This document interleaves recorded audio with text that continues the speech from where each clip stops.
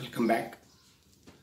Last video में मैंने आपको बिल ऑफ एक्सचेंज क्या होता है और parties to the bill of exchange क्या होती है वो बताया था।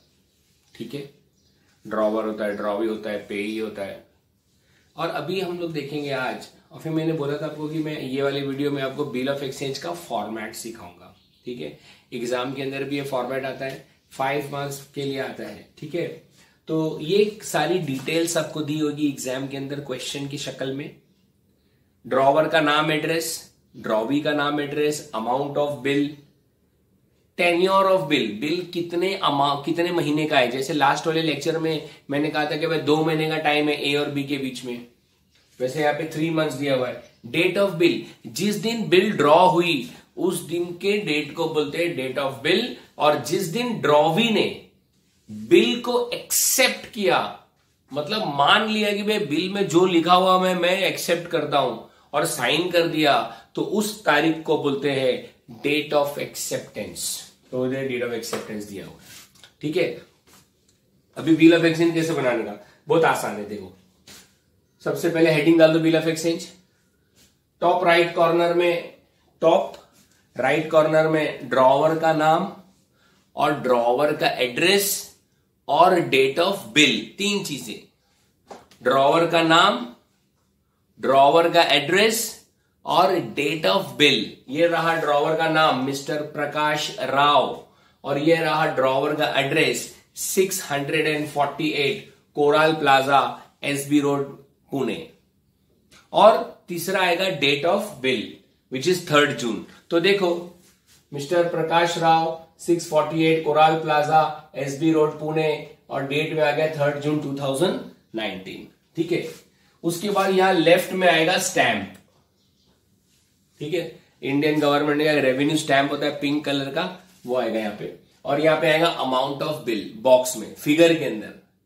ठीक है, और ये है हमारा स्टेटमेंट। ये स्टेटमेंट चेंज नहीं होगा, हर जगह से हर क्वेश्चन में स्टेटमेंट सेम रहेगा, कुछ इंफॉर्मेशन बदलेगी।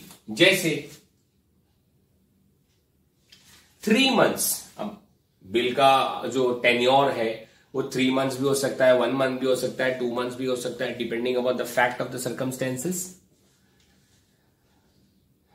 तो 3 मंथ्स आफ्टर द डेट, ये लैंग्वेज है, ये लैंग्वेज को रट्टा करना पड़ेगा, यही लैंग्वेज लिखना पड़ेगा। कुछ चीजों में फर्क आएगा, जैसे टेन्योर के अंदर वहां पहले वाले एग्जाम्पल में 2 मंथ्स था, अभी 3 मंथ्स है। एग्जाम के अंदर आएगा 60 डेज, तो उसके हिसाब से लिखने का। तो 3 मंथ्स आफ्टर द डेट, पे टू मी। ये बिल कौन ड्रॉ कर रहा है? ड्रॉवर। तो ड्रॉवर बोल रहा है पे टू मी, मुझे पे करो। और माय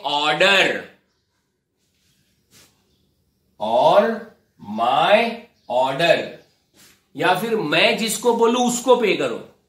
क्या, कितना? The sum of ₹44,500 for the value received. तो 44,500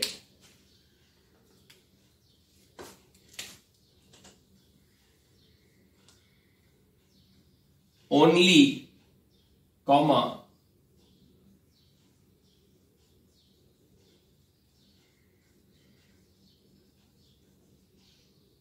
for the value receive. Court के अंदर कानूनी तौर पे जो ट्रांजैक्शन में, जो कॉन्ट्रैक्ट में कंसीडरेशन नहीं है, पैसा नहीं है, वो एक्सेप्ट ही नहीं करते। ठीक है, तो इसलिए क्या लिखा है? For the value receive, consideration बता रही है। उसके बाद यहां बॉटम लेफ्ट कॉर्नर में 2, ड्रॉवी का नाम, ड्रॉवी का एड्रेस, यहां पे ड्रॉवर का सिग्नेचर।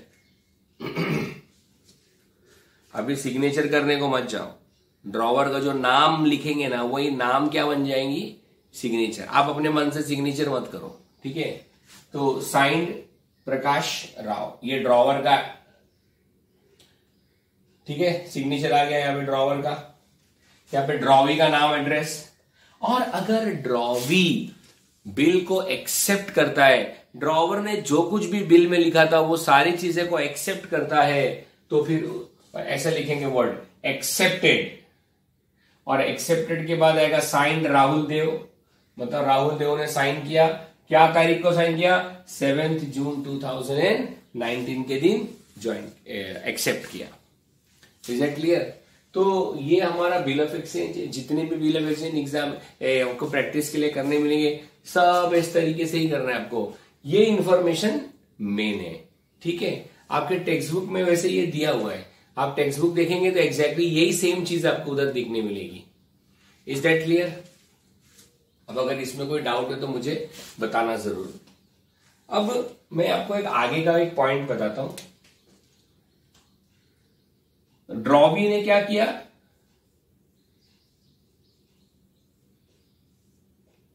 एक्सेप्टेंस किया। ड्रॉबी ने कमान कमान कमान ड्रॉबी ने क्या किया, एक्सेप्टेंस किया। ड्रॉबी जब एक्सेप्टेंस करता है कि हाँ भाई ठीक है जो भी लिखा है वो मैं मानता हूं, मतलब उसने एक्सेप्ट किया। अब अगर एक्सेप्ट करते वक्त वो कोई शर्त लगा दे, नहीं नहीं भाई मैं को मुमरा में पेमेंट करूंगा, मुमरा के अलावा कहीं नहीं करूंगा, नहीं नहीं नहीं नहीं भाई 25,000 करूंगा, 25,000 के ऊपर नहीं करूंगा, नहीं नहीं नहीं भाई और मैं ऑर्डर नहीं, तुम जिसको बोलेंगे उसको नहीं, मैं तो आपको ही पे करूंगा। वो लिखा ना पे टू मी और माय ऑर्डर, तो वो बोल रहा है नहीं नहीं भाई मैं आपको ही वोट पे करूंगा। तो कंडीशन देखो अलग अलग है, टाइमिंग को लेके, प्लेस को लेके, पर्सन को लेके, समझ रहे हैं? तो एक्सेप्टेंस जो ड्रॉबी करता है उसके दो टाइप्स होते हैं। एक्सेप्टेंस के कितने टाइप होते हैं? दो। नंबर 1 जनरल एक्सेप्टेंस या क्लीन एक्सेप्टेंस। क्या बोला?